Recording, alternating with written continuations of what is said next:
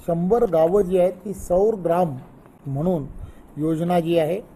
ती सुरू झाली आहे। जवळजवळ 15 गावं त्या दृष्टिकोनातून आत्तापर्यंत पूर्ण झालेली आहेत। त्यामुळे या सगळ्या गोष्टी ज्या आहेत या येणाऱ्या काळामध्ये महाराष्ट्राच्या या सगळ्या गतिमान महाराष्ट्र करण्यासाठी, ज्याला देवेंद्रजी नेहमी म्हणतात की महाराष्ट्र आता थांबणार नाही, त्याचा अर्थ असा आहे की महाराष्ट्राला प्रत्येक क्षेत्रामध्ये एक नंबर करण्याचं काम हे महायुतीचं सरकार महाराष्ट्रातलं या गेल्या 1 वर्षामध्ये करत आहे। लाडकी बहीण योजना जी आहे, विरोधक वारंवार सांगत होते की लाडकी बहीण योजना ही बंद होणार आहे, पण आपण जाणताय की देवाभाऊ नेहमीच सांगतात की मी जोपर्यंत मुख्यमंत्री म्हणून आहे तोपर्यंत या योजनेला कुठेही धक्का लागणार नाही, कारण मी तुमचा सर्वांचा लाडका देवाभाऊ आहे। त्यामुळे ती योजना अतिशय योग्य प्रकारे सुरू आहे। राज्यामधील असणाऱ्या 10 जे जिल्हे आहेत त्या 10 जिल्ह्यांमध्ये उमेदचे मॉल तयार व्हावेत अशा दृष्टिकोनातून, महिलांचं सक्षमीकरण व्हावं या दृष्टिकोनातून सुद्धा एक विचार, आणि उमेदची असणारी ही जी एक फार मोठी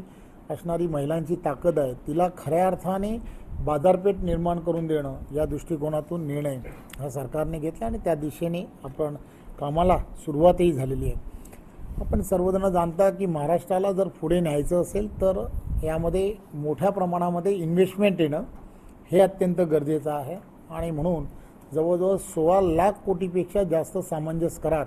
हे दावोसमध्ये हे गेल्या वर्षभरामध्ये झाले,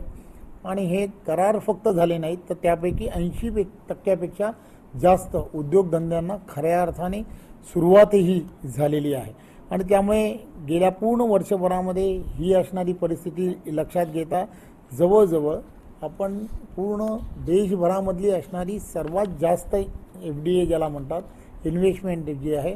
की एक वातावरण पूर्णच्या पूर्ण महाराष्ट्रामधलं हे उद्योगधंद्यांसाठी पोषक असल्यामुळे मोठ्या प्रमाणामध्ये उद्योगधंदे हे महाराष्ट्रामध्ये यायला सुरुवात झालेली आहे, आणि या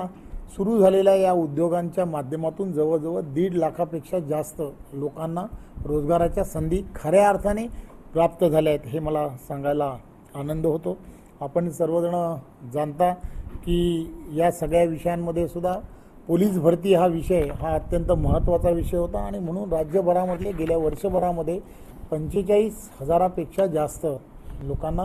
रोजगाराची पोलीस भरती ही करण्यात आलेली आहे। त्या व्यतिरिक्त आपण वेगवेगळे डिपार्टमेंट्स आहेत, या डिपार्टमेंटमध्ये नरेंद्र मोदीजींच्या नेतृत्वामध्ये सातत्याने सांगितलं जात होतं की शासकीय नोकऱ्या ज्या आहेत त्या नोकऱ्यांमध्ये ज्या ठिकाणी आपल्याला भरती करता येऊ शकते त्या ठिकाणी भरती करावी असं जेव्हा सांगितलं तेव्हा वेगवेगळ्या डिपार्टमेंट्समध्ये सुद्धा वेगवेगळ्या पद्धतीने भरत्यांचं TCSच्या माध्यमातून किंवा कुठेही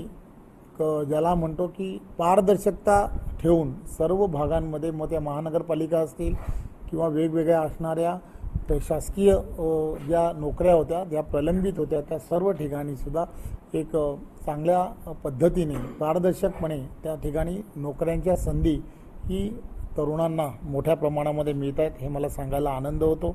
नवी मुंबई या भागामध्ये एक विद्यापीठ 5 परदेशी विद्यापीठांचे करार झालेले आहेत, आणि त्या ठिकाणी एज्युकेशन सिटी म्हणून येणाऱ्या काळामध्ये नवी मुंबई हा जो भाग आहे तो भाग येणाऱ्या काळामध्ये आपल्याला सर्वांना पाहायला मिळाला। शेकडो तरुण हे शिक्षणाच्या निमित्ताने बाहेर असणाऱ्या काही प्रमुख युनिव्हर्सिटी ज्या आहेत त्या युनिव्हर्सिटीमध्ये शिक्षणासाठी जात असतात, त्यामुळे त्यांना बाहेरगावी न जाता ते याच ठिकाणी त्यांना शिक्षणाच्या व्यवस्था झाल्या पाहिजेत या दृष्टिकोनातला प्रयत्न। देश विदेशातील प्रत्येक घडामोडींचे लाईव्ह अपडेट मिळवण्यासाठी आता साम टीव्हीच्या सर्व सोशल मीडिया प्लॅटफॉर्मला लाईक, फॉलो आणि सबस्क्राईब करा। तसंच सर्व नोटिफिकेशनसाठी बेल आयकॉन प्रेस करायला विसरू नका।